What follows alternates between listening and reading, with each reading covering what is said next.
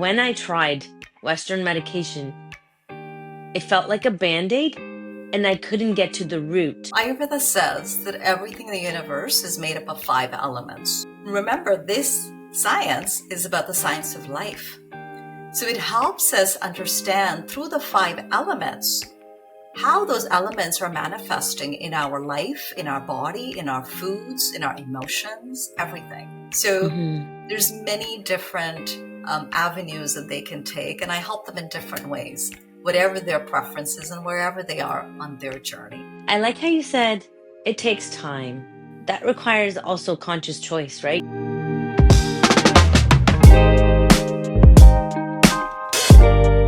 Welcome to Reignite with Reed. We're sitting here today with Sonia Sharma, and she is a wellness coach, an Ayurvedic, specifically Ayurvedic wellness coach, and we'll be discussing all things Ayurvedic and how that pertains to Western life and how kind of East meets West can come together and really live a holistic life and intuitive life and really have a deeper meaning of wellness for us. So welcome, Sonia. I'm so grateful for you, and you're like an older sister to me. And I mean that humbly because we're not that Thank you bad. so much. Thank you so much, dear Reed. I am so feeling so privileged and honored to be here with you. We've chatted, we've known each other for quite some time now, and I've been following your journey and you've been following mine. So this is really Yeah, an honor to be here with you. yeah. I remember I like first big interaction was I went to a couple of your workshops with your friend and co-facilitator. I think it was Mo, and you had it was Vahida. during COVID. Mm-hmm. Oh, sorry, Moida, right? Moida, Vahida. And it was, yeah, it Vaida. was shamanism. I think that's what it was, right? Yes, yes, it was. And what you that and it was kind of a gift during a time of COVID and when you're creating and craving sisterhood and a little bit more of meaning and understanding of what's happening and maybe things that are coming up. So it was really a beautiful journey and to get to know you and it was just the beginning. I had known you through your sister, who was also a guest on our podcast here, Nita Sharma. And Oh, okay. Wow, I had no yeah, idea. I'm wondering, when did she do hers? last week. Oh, wow, that's awesome. Y- Yeah, yeah, yeah. It was exciting. It was fun. We had a good time and had some great conversations. It's funny how things come into our life and the people that we connect with. And immediately when I kind of saw you in and I kind of tuned into what your wisdom and what you were sharing online, it resonated with me at a soul level. Both being East Indian women, I didn't realize it then, but I was seeking a connection to my motherland, more deeper understanding, and you were a very safe space for me, where it felt open and no judgment and just sharing and your intentions came out clearly and immediately I was drawn to you and I would join whatever, if you were doing a live or and you're also an Ayurvedic chef Correct. and coach. So just little things because I'd always wanted to know more about Ayurvedic, but when you're trying to dive in alone, it can feel like, whoa, there's a lot because it's a lifestyle. It's I call it a movement, but it's been like it's a science and an art from thousands of years in our culture, right? And so it can feel intimidating if you don't have any, like if you don't know or have a guide. And intuitively, I knew I felt connected because I knew there were practices from my childhood that kind of drew me in. And it was an opening of a book for me back into my heritage, welcoming that in slowly in a safe container. And, you've witnessed my journey back, going back to India, reconnecting with my mom. And I've only dove deeper into learning more and so that I can also pass it on to my daughter. Because it's very challenging when you're not every day in the Indian culture household.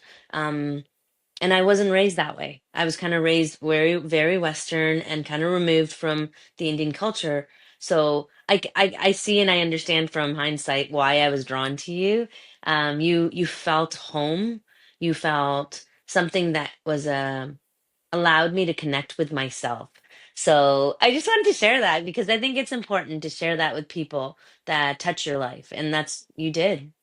Ah, thank you so much. Thank you so much for that little background that you just said. And I could feel that from you. And I feel like there's so much that I want to share about the Indian culture, the Indian history, whether it's yoga, whether it's Ayurveda. It's so rich. And whoever's open to hear it, I'm ready to share. Yeah. Thank you so much. I'm so in love with where I was born and all the different things that I have learned in the first 12 years of my life when I lived there. And it's funny, I mean, I'm 56. It's been a long time since I've been in Canada, but I feel like those roots that were really ingrained in that beautiful land is what has sort of brought me full circle. I feel like I was meant to be here in Canada to share everything that I had learned Mm, over there through my grandparents, watching them, and then to dive in deeper as I started connecting with myself, being a Canadian Indian. When I started going through my own challenges, I started going deeper into my roots, going back to yoga and going back to everything that even our dad had tried to instill in us since we were young, which I had sort of resisted, but I had to come back to that because that was really my true version. And, the whole journey of diving into Ayurveda and yoga began, I would say, after the age of 40, even though I had that background, but there was a part of me that had not completely immersed in it. And when I started going through my challenges and I started diving in deeper, and, it took a French Canadian teacher to reintroduce me back to mantras, which our dad had done with us every day, even when we had moved to Canada. Um, and then I started thinking, wow, I'm so disconnected. And mhm. so that's been my journey. And it's so amazing that you connected to that, you know? Yeah. So I feel like everyone is connecting with one another in some way. And it's because of our own nurturing that we attract those people too. And they want to also connect to that energy, whatever you have experienced. And here we are. Here we are talking about this. Isn't this amazing? Yeah, it is. It's full circle because that was this like been like about 5 years since I started kind of it curiosity was about in the last 10 years, but really in the last 5, 6 years is when I started opening the book and started to read of like the research and what Ayurveda really is and what did it mean to me and where was it connected to my heart and soul and I started to remember. I remember my grandmother making, her own um, butter, her own yogurt, her own ghee, what we call ghee, which is a beautiful, like, I call it the magic gold, and I started to get curious about the different constitutions and what that meant, and just very touch the surface because this is where you kind of like I started following your journey because it helped to kind of link some dots together. And so, yeah, I want to kind of just take it one step back. And can you share how you reconnected with Ayurveda? I know you said you in your 40s. What drew you? Yes, absolutely. Absolutely. So I started into Ayurveda because I became a yoga teacher. So it was yoga first that I was drawn to because I was going through some of my own challenges in my life. I was leaving a marriage which I was unhappy about. And we had two wonderful children from that marriage. Things weren't working out. I felt like I needed some anchoring. I needed some tools to help me balance my emotions as I was ending that marriage. And I moved towards yoga to help me with that. So it was my French Canadian teacher when I had gone to her class, and she had started doing a lot of different mantras. And it was Kundalini based, coming from the Sikh traditions. And I was born in Punjab. And I remember hearing all these mantras because we lived right beside a Gurdwara. Although I come from a Hindu family, but we really had immersed into the Sikhism and Hinduism, Hmm. living in Punjab, being Hindu Punjabis. And when I listened to those mantras that she was doing during the classes, and I had been to many other yoga classes, they didn't really resonate with me. They were good, to make me feel good physically, but it was really Kundalini yoga, which had the Gurmukhi mantras that, oh my gosh, I mean, I was just crying. It was like, it just brought me back to my childhood. And as I continued doing those classes, I realized that there was a shift that was happening within me. I was becoming calmer. I was able to handle some of those emotions. It was courage that allowed me to leave that marriage, because that was very difficult for me to even leave that marriage. I come from a background where you don't even end that marriage. I come from that Yeah. Indian culture. It was so deeply rooted in me. So I found it very difficult. But it was really the yoga, the meditation in Kundalini yoga that gave me the courage to make the right decision for myself, and also for my partner at that time, and also my children. And it was the best thing for me to leave that marriage. And as I started doing yoga, the benefits were so immense. And I started feeling all the changes that were happening, not just in my personal life, but also in my work life, my professional life. So I was working in the government at that time. I've worked 31 years as a federal public servant. My background is accounting. And I was seeing how the positive changes were happening. And then that led me to become a yoga teacher, a Kundalini yoga teacher. And when I did the training, Ayurveda was one small component. And I remember when one of the teachers talked about it, we were doing our dosha questionnaires, and then he talked a little bit about the practices. And I thought, my gosh, I've seen all these practices. I remember, he talked about golden milk. I said, yep, I've had golden milk. We talked about ghee. We talked about all these different things. And then I started reading books about this. And I also loved cooking. So I had cooked for all the graduates. Me and a few other people, we cooked together, which came very naturally because I come from a background where, you go to the Gurdwara, you go to a temple, and, it's a community, you cook for lots of people. And so we cooked a wonderful meal for all the graduates. We were like 30 plus people, and everyone loved it. And it was one of my mentors, a Kundalini yoga teacher, Victoria, who said, Sonia, this is amazing food. I mean, this tastes amazing. I had made some Indian curries and things like that. And she said, would you like to do a retreat with me where you could also do a little bit of the cooking, and then you could also bring in your yoga into this? I said, I'd love to. Literally, it was literally when I graduated. And believe it or not, we started doing retreats soon after I graduated. And when I was doing these retreats, of course, I was bringing in the sattvic concept, which is, vegetarian food, and bringing in ghee, bringing in spices. And these were women's retreats, and women were watching me do this. And they just loved how it tasted and how they felt during the retreat. So imagine doing yoga and eating this sattvic, wonderful food that's nurturing you. And then I said, okay, I have to dive in deeper. I mean, these were things that I had learned from my mom, from my grandparents and all that. And then I did my formal Ayurveda chef training in Kauai.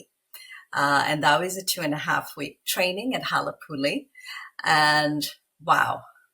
At first, I was a little bit resistant with everything that I was learning, because I literally had to unlearn everything I knew in order to be open to what Myra was teaching us and helping us connect with our body. And that was really the beginning as an Ayurveda chef. And soon after I graduated from that, I came back and I wanted to dive in deeper because Ayurveda really is an infinite science. It's an Hmm. infinite science. The food is a really big component of it, but really, once you start on this journey, you want to learn more. You want to learn more, and it never stops. And after that, I also did my Chopra Foundation as an Ayurveda health teacher. And I've also done studies with Dr. Vasant Lad from the Ayurvedic Institute, Dr. David Frawley. So I haven't stopped. I haven't stopped. And I think it keeps taking me to the next level, helping me dive in a little bit deeper to help my clients at a deeper level. So one of your questions was, what is Ayurveda? Ayurveda is an ancient science, comes from a Sanskrit word, Ayurveda. Ayur means life, Veda means knowledge. It is a knowledge about life. It is a knowledge about life in every way. How do we conduct ourselves? Who are we really? What is our prakriti? Our prakriti is our true nature, and our vikriti is our imbalanced state. So when we move away from our true nature, which I had moved away when I was going through some of my challenges, I had moved from my prakriti to my vikriti, an imbalanced state. And that was happening because of the emotions I was going through. It was happening because of the lifestyle I had, with the diet I had, and basically a disconnection on really who I was. Hmm. So that imbalanced state shows up as different issues in the body. It shows up in your emotions, in how you make decisions, in how you relate to people as well. So that is really, in a nutshell, what Ayurveda is. You have your prakriti, your true nature, and Ayurveda helps you come back to your original nature through all the different practices of yoga, meditation, diet aligned to your body type, meditation aligned to your body type, lifestyle, which is aligned to your body type, because we're all unique. And Ayurveda Hmm. has the different principles to help us understand what is right for me in a Mm. nutshell. Oh, I love that. Well, no, but it's very clear, concise, and if somebody can explain it to you like this in the words and the meaning in clear, it doesn't seem so complex, No, right? Like you got to learn the step one. It's like you learn to crawl before you walk and run, and you just learn the basics. And I loved you continue to say your body type. We are all very unique individuals, and we have our own stories, our own experiences, and we store things in different parts of our bodies uniquely to our own constitution, right? And understanding that, I think, really helped me dive deeper and go inward to get curious about who am I and what is my body type and what do I need, because I had also fallen like victim or prey. I don't like, for lack of a better word, to some of the Western ideologies and philosophies of diet culture, body image, and it really kind of drew me away from myself. And it was until after having my daughter giving birth where my body also went into early menopause at 38, and really put me into spiral of hormone issues, mental and emotional instability, and I went seeking for answers because the Western couldn't help me, and they wanted to give me a prescription, and I've not been a prescription person. It's not to say that there's not a place for it. I just was, in that sense, I was connected to my body and my intuition because it always led me that if I when I tried Western medication, it felt like a band-aid and I couldn't get to the root. And I still felt very uncomfortable, agitated, um, uncertain in my decisions. So it never really felt like it was helping me heal. It was preventing temporary pain and discomfort. So I'm a person that like I feel like I'm a philosopher. I like going deep, deeper the better. So I went on this journey, and this is where I started getting curious, and I started to do a test on learn what my constitution was. Right? It's. I mean, they call it a test, but they have a series of questionnaires, right? Can you kind of Exactly. explain? Yeah, can you kind of explain the constitutions? Yeah. Yeah. So Ayurveda says that everything in the universe is made up of five elements. What are those five elements? We have ether, we have air, we have fire, water, and earth. And when I say everything, it's not just human beings. It also includes the different foods that we eat. It also includes the different seasons that we experience. It also includes the energy of our day. There's so much. Remember, this science is about the science of life. So it helps us understand through the five elements how those elements are manifesting in our life, in our body, in our foods, in our emotions, everything. So those five elements are broken down into three doshas or three energies. The energies are ether and air. They make up something called vata, which is very light. And pitta is made up of fire and water.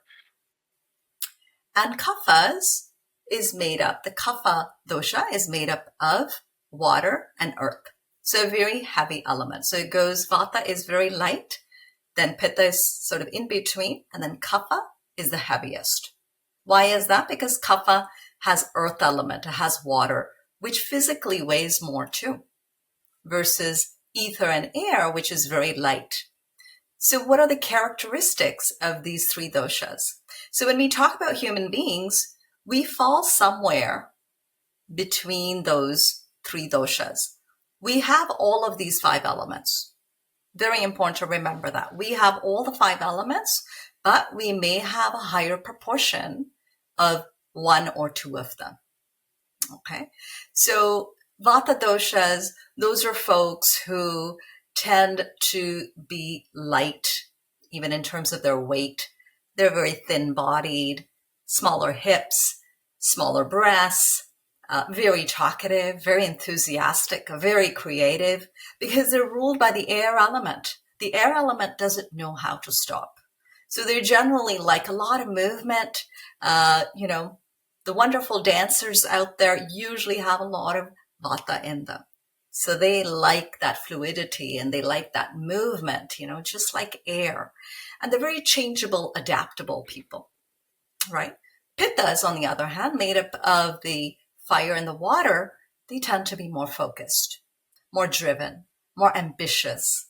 And also because they have the fire in them, they have that passion, like the girl is on fire. Oh yeah, that's a pitta girl. When they are driven and they are focused, they move so quickly and they can get things done. Why is that? Because they've got that light, that radiance of fire in them, and they have that focus, which is so necessary to get things done. So they tend to be more of a medium body structure as well. And then we have the kaphas, who are made up of the earth and the water element. So they tend to have bigger bones, more muscle in their body. They tend to be very sweet, just like the earth.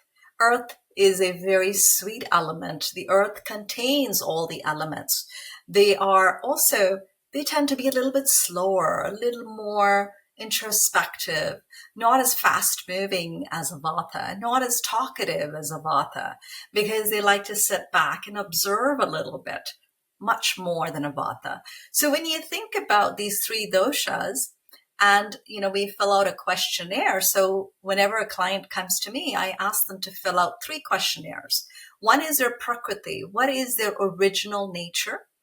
And basically, what is that questionnaire? It is a list of different questions asking them about their tendencies in their healthy state. So when they're healthy, how do they feel? And they fill out that questionnaire based on that. So that is their prakriti. Next, I ask them to fill out their vikriti. What are some of their imbalances? So in that questionnaire, I ask them things like, How's your sleep? How's your digestion? How are your emotions? And how do you feel when you get imbalanced? So that is their Vikriti. So when they feel not in balance, what are their tendencies? And then I also ask them about Ojas and Ama. How much vitality do they have? Ojas means vitality. And how much Ama do they have? Ama is toxins in the body. So those two are also indicators for me. And then based on the results, I have a first consultation with them and ask them a lot of questions about their history, their health history, because their health history gives me a lot of information about their true prakriti. And that's important for me. So, we fill out questionnaires. There's so many questionnaires out there we have online, but it's important to have that discussion, because that discussion is what allows us to actually confirm that whatever you see yourself as is accurate from the eyes of a practitioner. So that gives me more insight into who you are, and then what type of protocols can I do with you to bring you back to balance. So sometimes it could be something simple as starting someone off with a regular pranayama practice, or it could be something simple as aligning them to eat the right type of foods. And believe it or not, in most cases, what's happening is people are attracted to whatever they have most in their body. So if they're a pitta, they tend to be attracted to more pitta type foods, which aggravate them. So what they need something a little more cooling, right? So these tendencies and people's likes, dislikes, they help us zero in into what type of protocol can I quickly do for this person to do a quick hit. When I say a quick hit, something that is going to quickly bring them back to balance. So I have a 3-month coaching program where I help people work over a period of time, which is a series of about 5 consultations. And, it takes time, slowly, step by step by step. And then at the end of 3 months, they always see some changes. And some of them decide to continue on and they want to learn more. They want to dive in deeper. And then some of them, they want to study. They want to get into Ayurveda. I have many clients, because they learn so much about themselves, they want to dive in deeper and they want to learn this science more. So there's many different avenues that they can take, and I help them in different ways, whatever their preferences and wherever they are on their journey. I like how you said it takes time, right?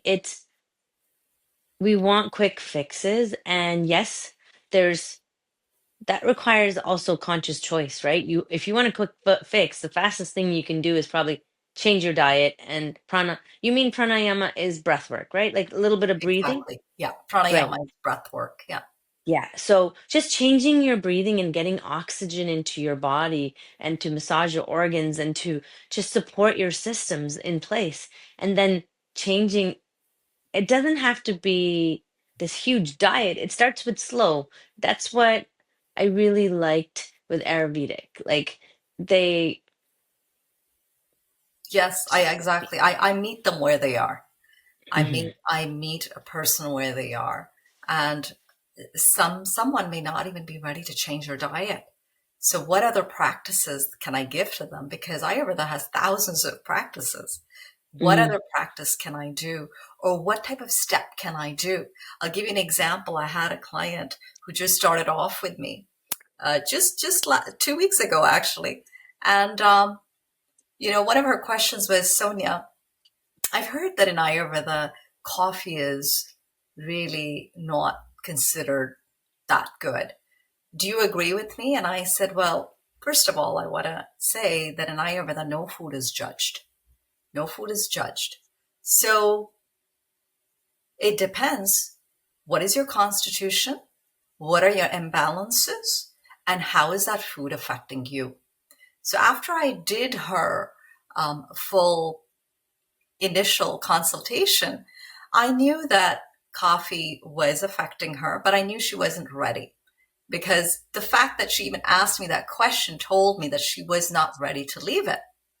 That's fine.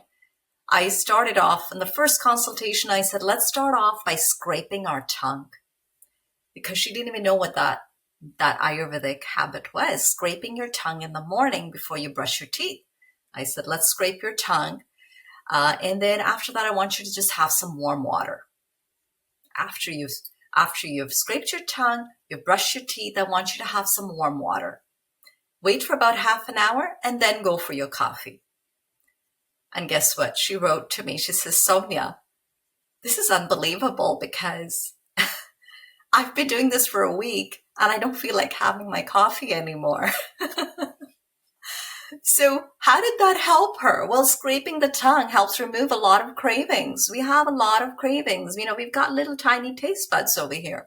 And the fact that she was taking something warm right after she had done her morning little routine, her body really just wanted something warm. And she had no desire to have Mm. the coffee anymore. And she started feeling, there was a lot of other practices that she did just within the first meeting, and she could feel how she was, what the big change was happening, even mentally. She couldn't believe it. She said, oh my gosh, Sonia, this is powerful. This is really powerful. It was one simple habit. And I never told her that I was promising her anything. I never even told her that this was going to remove her cravings. But there, she kind of left it without me even telling her anything. See, I love that because sometimes we want to climb this big mountain, and I'm so right there and guilty of it myself. Of I want to hit this milestone. I want to lose uh, and shrink down a little bit, or get a little bit more leaner, or that equates healthy. And depends. Sometimes it is healthy for us to, as long as our organs are giving us healthy feedback. Um, I love that small steps can get big results. Yes, absolutely. And I think It took that's me, what Ayurveda is, small steps that you're ready to move towards. If you're not ready, mm, that's completely okay. There's so many other different pathways. yeah, I love that because it took me down a rabbit hole just following so much what's on the internet. And it actually caused me more disordered eating, disordered behavior, because I would bounce around thinking somebody else had the answer and wasn't listening and tuning into my own body and what it needed, what it was telling me. So it's really slowing down and saying, okay. And it usually, for me, it happens when I'm like kind of burnt out and I'm like, I give up.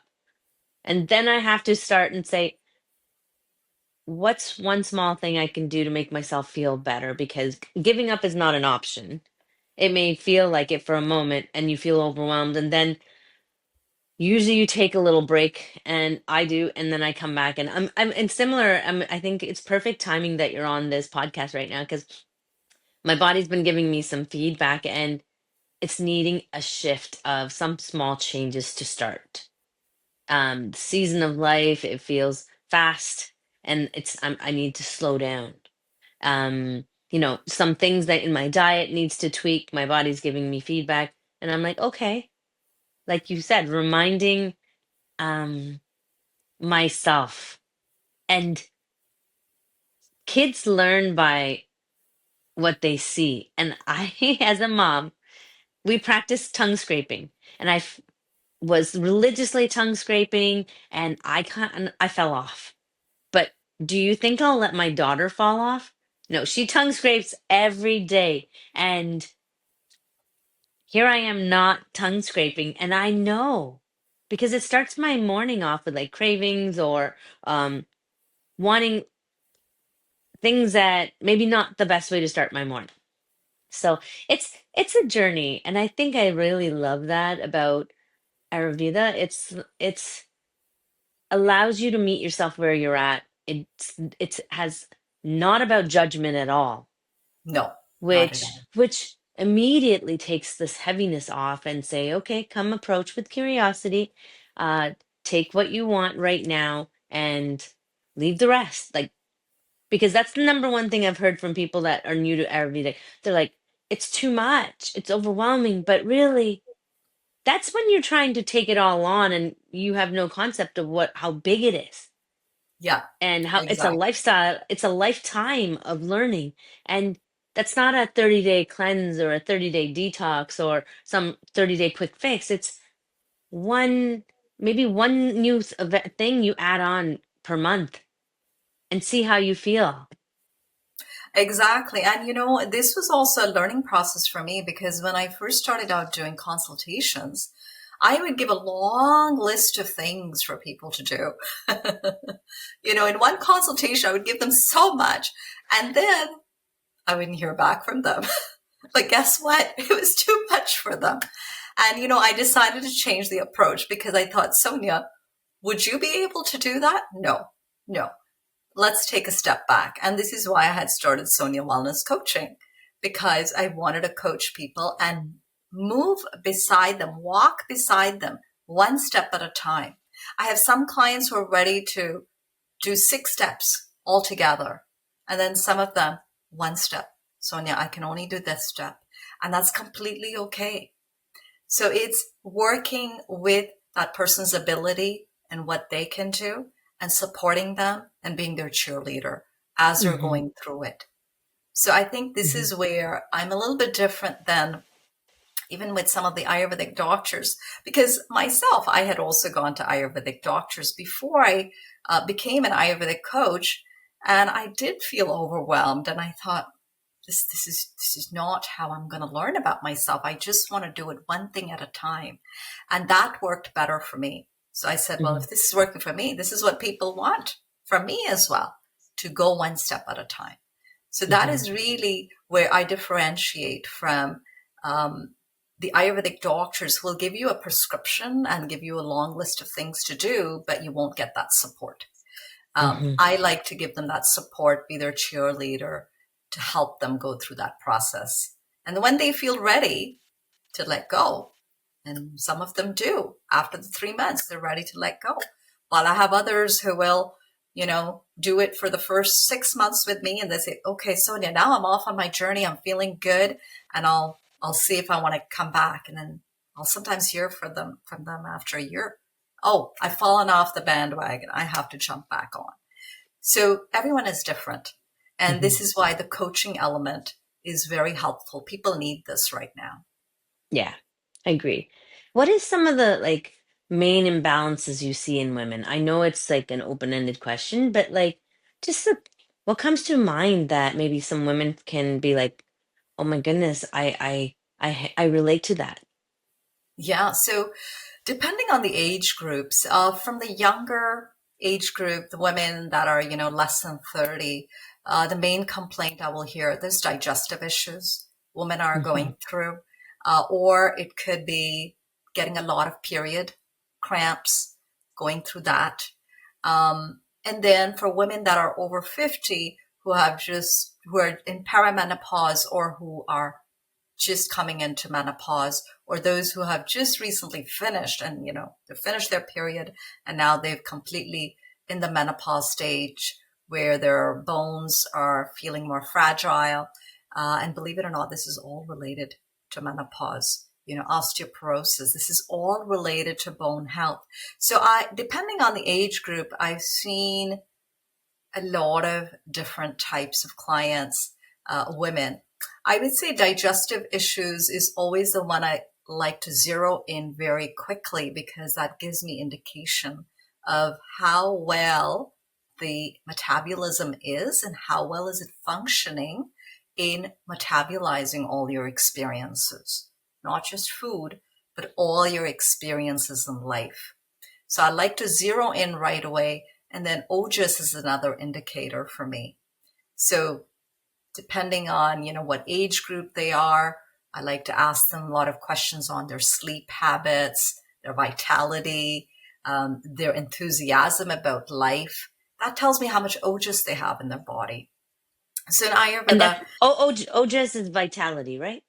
yes, OJAS is your vitality, and you can get OJAS from a lot of different sources, not just food, but also the way you behave, the way you Mm-hmm. manage stress. All these help you build OJAS in your body. So coming back to your question, which was, what is some of the main issues that women are facing? I would say digestive issues, menopause. This is a big one.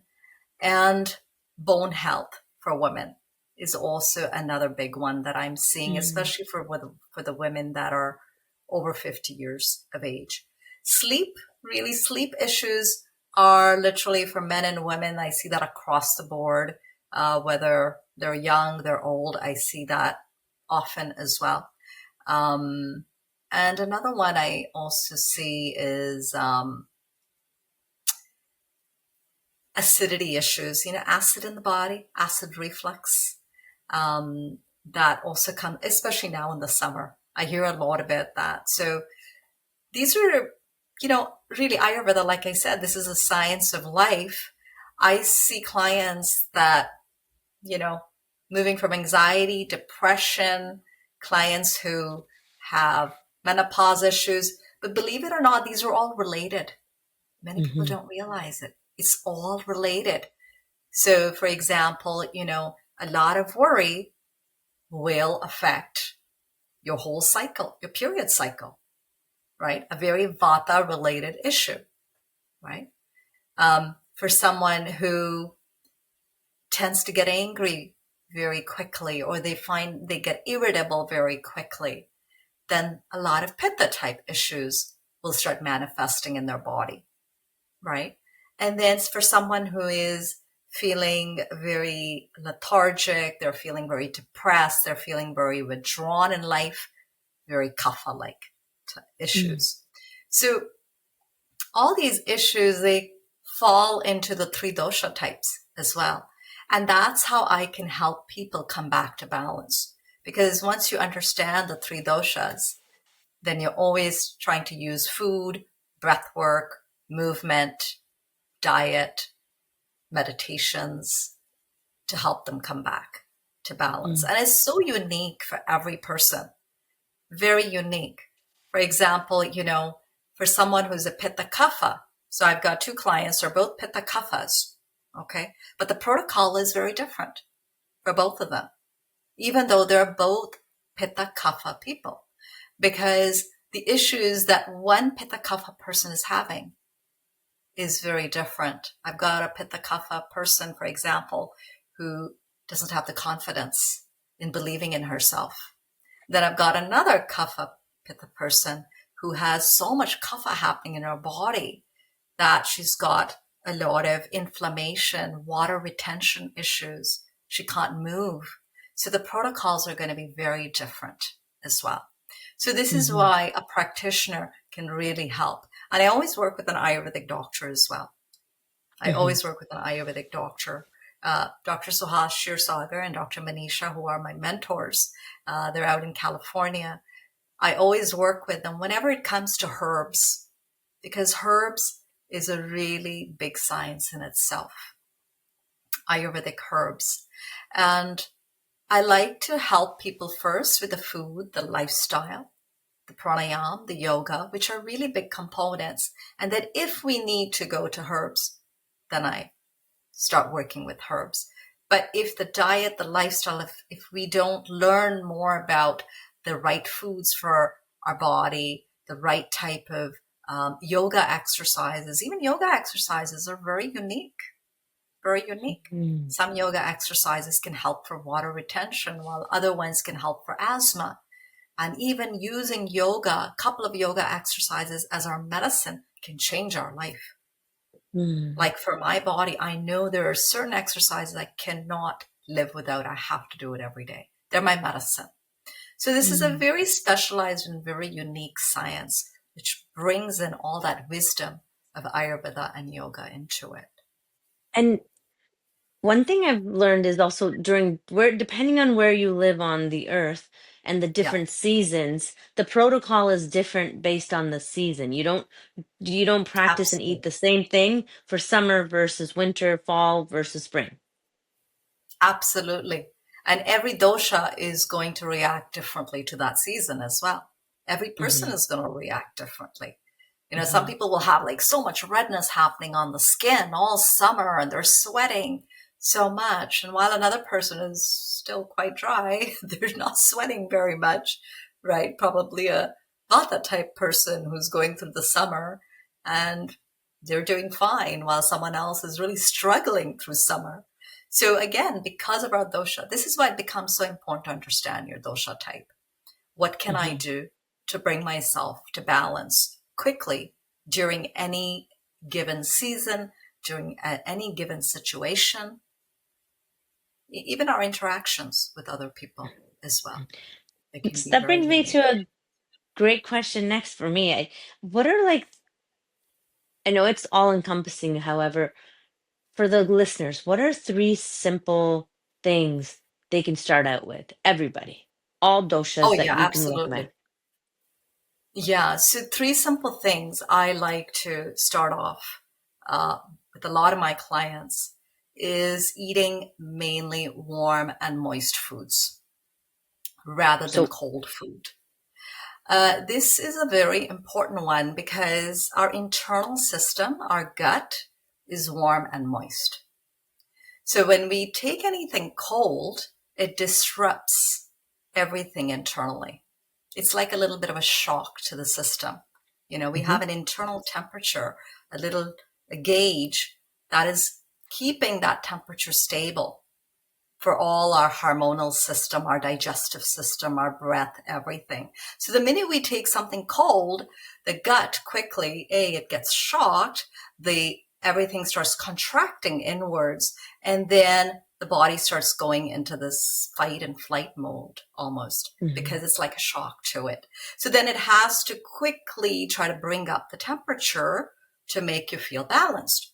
Well, just that process in itself starts depleting your own energy. Can you believe it? So you're eating something mm, cold. It's literally like you're sabotaging your own self, your internal organs, because your internal organs have to work harder at now trying to warm up your body. So I always say start off with something simple. When you go to a restaurant, try to order something warm. If something warm is not available, if you don't want to feel like having tea, then maybe have room temperature water. But ice water, big no-no for ice water.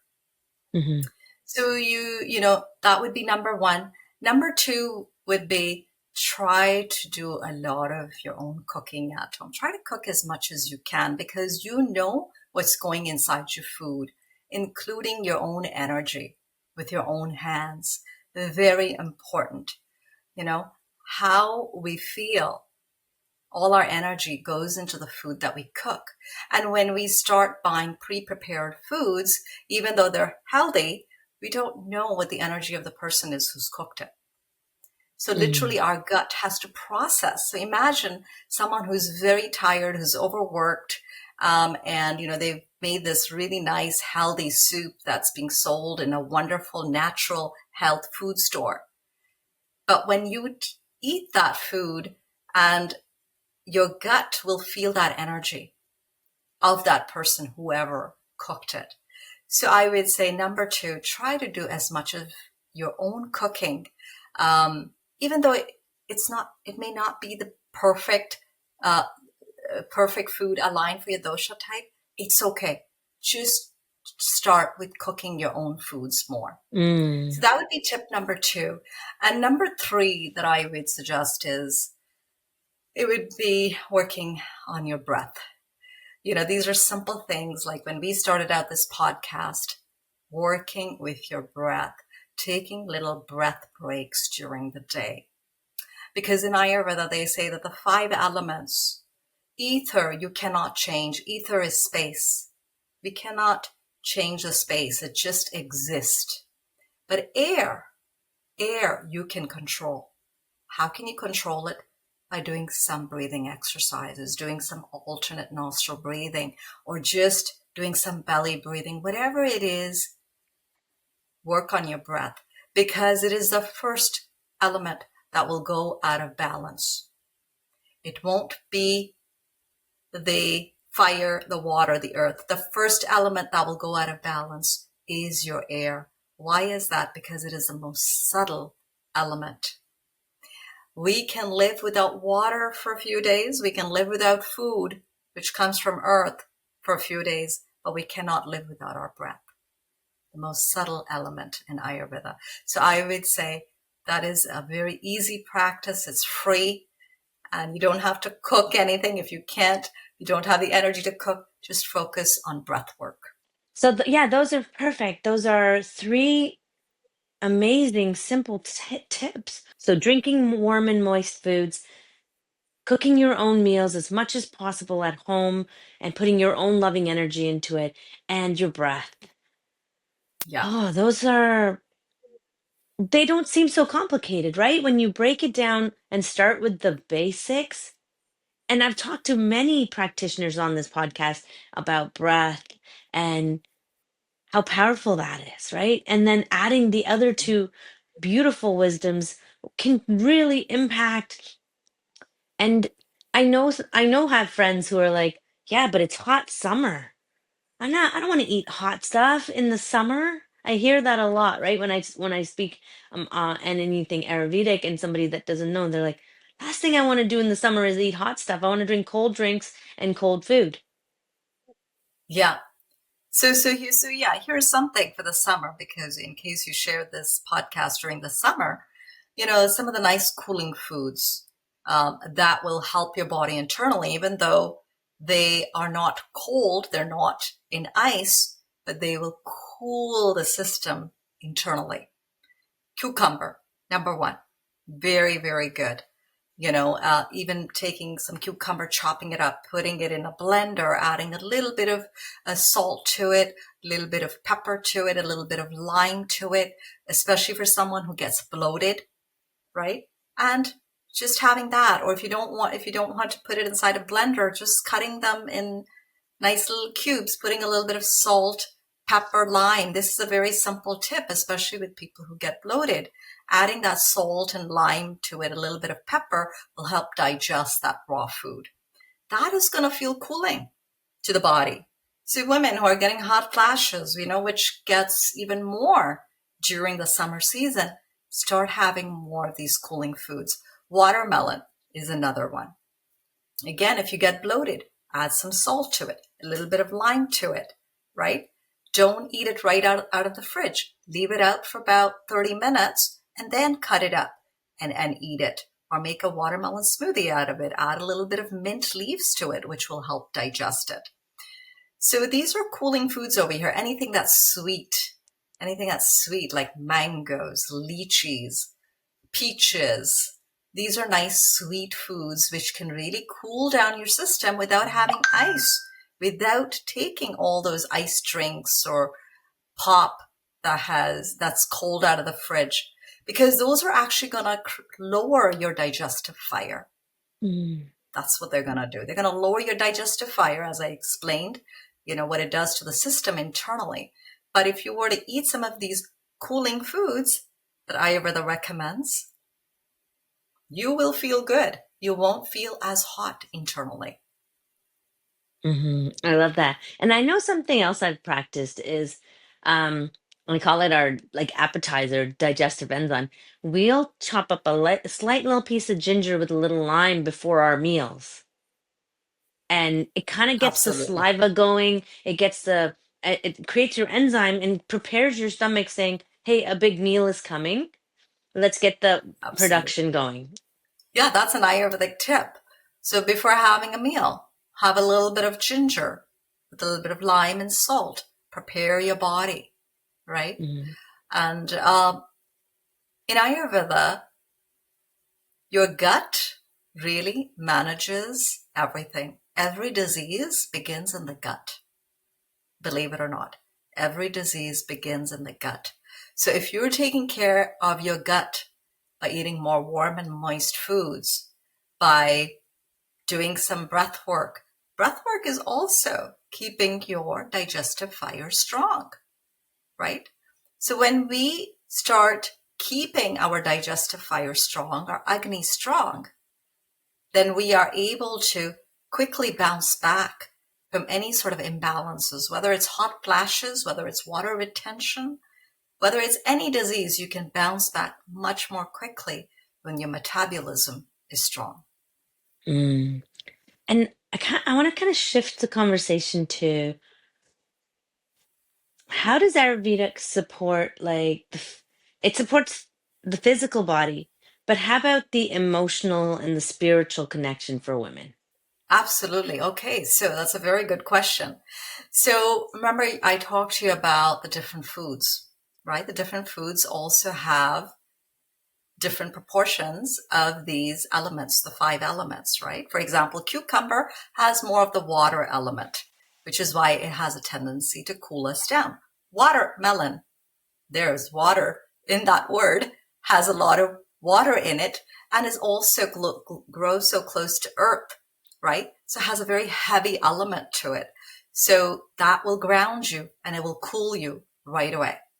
So your question was, how does Ayurveda help us connect to our emotions? How does it balance it? So these different foods will go into your gut. For example, the watermelon that you're going to eat gets inside the gut. It cools down the gut. It sends messages to the brain. It sends messages to the whole body saying, this is so cooling. This is feeling so nice. Guess what? The emotions start feeling cooler too. Mm. Okay. So cooling foods will also cool the mind as well. In Ayurveda, we also have another concept. So I just talked about heating and cooling foods. We have another concept called gunas, sattva, rajas, and tamas. Okay. So sattva is anything that raises our consciousness to a higher level. So the qualities of sattva is lightness. It's calmness. It is feeling joyful. That is sattva. That's what you want to be for your most of your life, right? If Mhm. you want to feel good, that's how you want to feel inspired. You want to feel light. You don't want to be heavy. You don't want to be carrying all this luggage, this emotional baggage with you. So that's sattva. The second one, the other guna we have is rajas. So rajas is a very active energy, right? It's like the word Raja. Think about the king. Okay. The king is very busy. A king, a Raja is always going to be in an active mode, trying to serve, get things done, always in an action mode. So really that's what that energy is. Very Rajasic means you are totally in an action mode.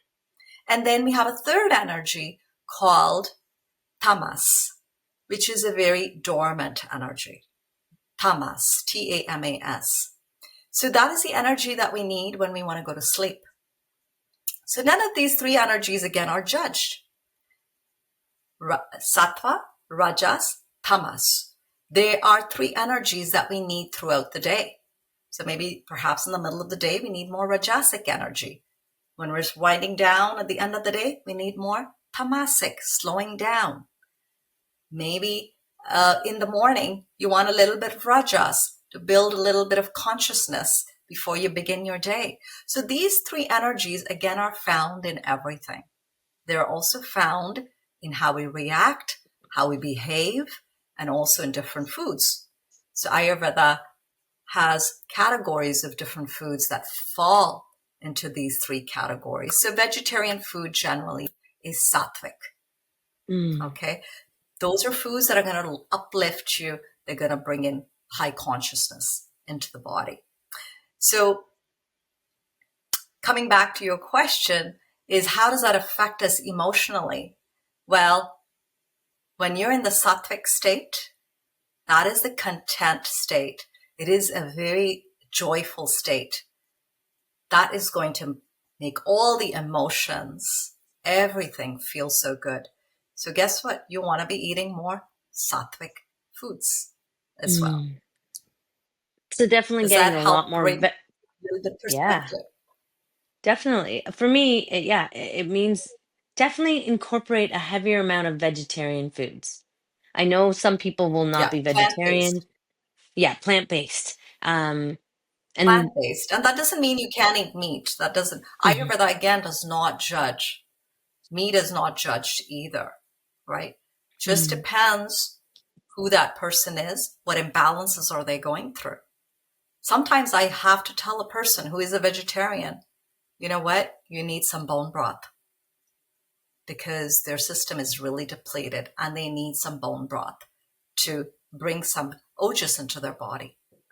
So Mm, again, Ayurveda does not judge. It really depends who is eating it, what season are they eating it in, what are their imbalances, and food is used as medicine to help mm, create an impact in the mind, body, spirit. mm. Oh, I love that. And what are some misconceptions about Ayurvedic, like lifestyle that you kind of maybe you've experienced from your clients or heard about? Yeah, I think one of the first misconceptions is, and it's something that I always used to think too before I started studying Ayurveda, was I thought Ayurvedic food is only vegetarian, I did too. and it's not. That's a misconception because Ayurveda is really depends on who the person is, what are their imbalances that they're going through. So no food is judged.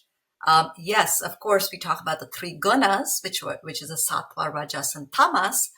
But sattvic food, yes, is plant-based food, but that doesn't mean that an Ayurvedic practitioner will not recommend meat to somebody. That's not what it Mm, means. So we're always trying to bring the person back to balance, and sometimes it may mean giving them some meat. So number one, I think that is a big misconception that I hear. Number two, many people think that they have to do a lot.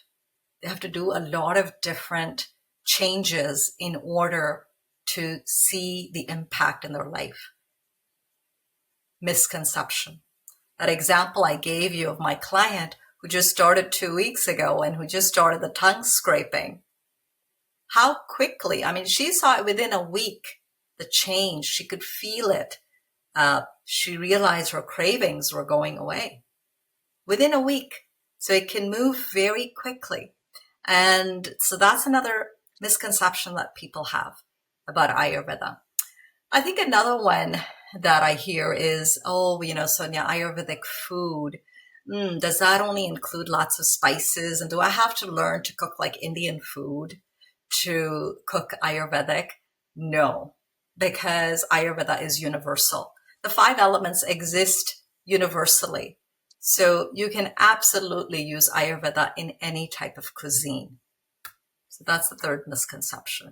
Oh, I love that. That's coming to, as we come to a close, I love that that's a misconception, even in my mind sometimes, like we want to put limits on it. Oh, well, or even want to like selfishly want to own Ayurveda. It's not for Indians only. It's a lifestyle for all humans and a learning for all humans. And it's a healing for all humans. And Exactly. what does thriving in your body as a woman mean to you? For me, what Yeah. does thriving mean for me? For me, thriving means inspired, because Mm. that's definitely where Ayurveda has brought me. Very inspired, content, really content with what you have, what you've been given, whether it's the challenges or lots of entitled gifts that you've been given, whatever that is, contentment in life. To me, that's thriving. Number three, thriving for me is also joyful. So not just being Mm. inspired, but joyful. For me, that's thriving. And that's what Ayurveda helps you become, is more joyful. Because the minute you start knowing who you are, my gosh, you start realizing, oh, well, if I have too much of this, I'm going to feel this way. So maybe once in a while I will give in, but other times I may not. So you have choice. You have all the choices. And Ayurveda helps you with the choices as well, right? Because it's giving you the principles. The principles are as they are, like laws of physics. But you have the choice to determine what type of choice you want to make for yourself, right? Mm. So I know there's certain foods that will bring me out of imbalance, but hey, once in a while I'm going to let it go, and that's okay, right? I So love that. Ayurveda gives me that independence in not being so rigid either, and to learn to connect with my body, knowing that I have all these different tools in my toolkit, and knowing what type of foods that are good for me. Knowing all that is great, but which ones will I choose for myself in this moment today? That is really, it's up to me. And I think Ayurveda gives us that understanding. It gives us that independence to manage our own self with a lot of self-awareness. Mm. I think that kind of sums up it beautifully. And I'm going to just reiterate that as a reminder, because that was going to be my question to you. If you could kind of give women or humans listening to this podcast one reminder. I mean, you have choice. We have choice. Would you agree? And can you elaborate on if you can kind of finish off our beautiful conversation here with one reminder through Ayurvedic lens? What would that be? One reminder.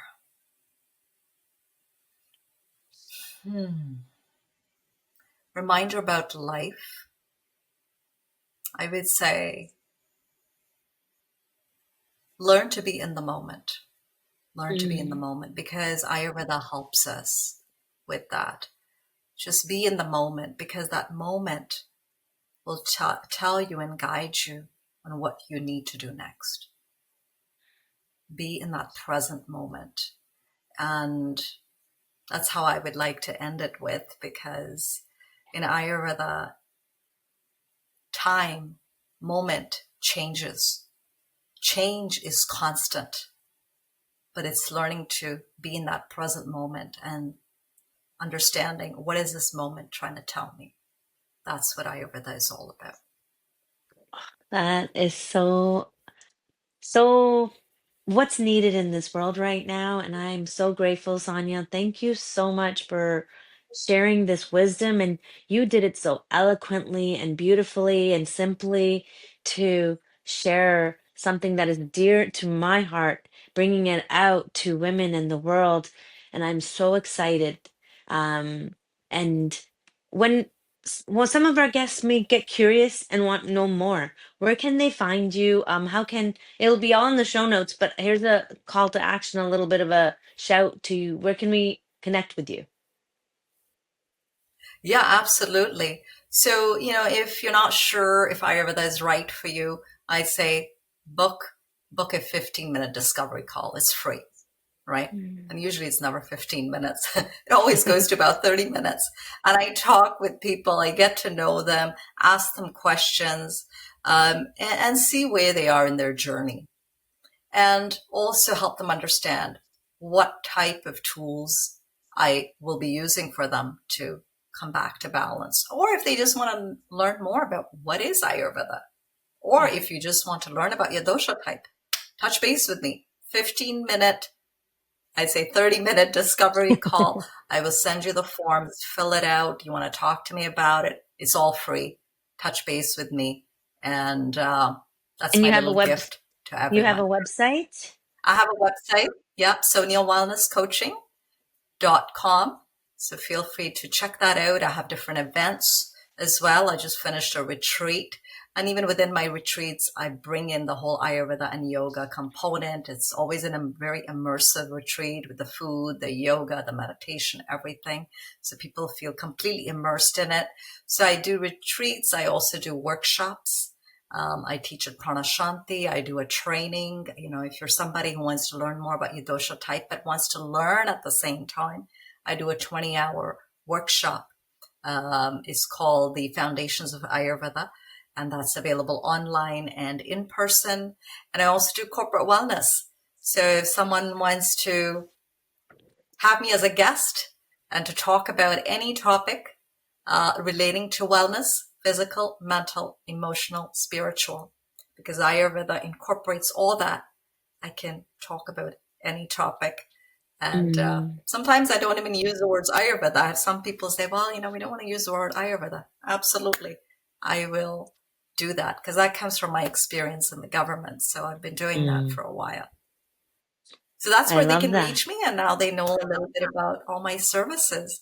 And Rita, I want to thank you so much for giving me the opportunity to share Ayurveda, to talk about my passion.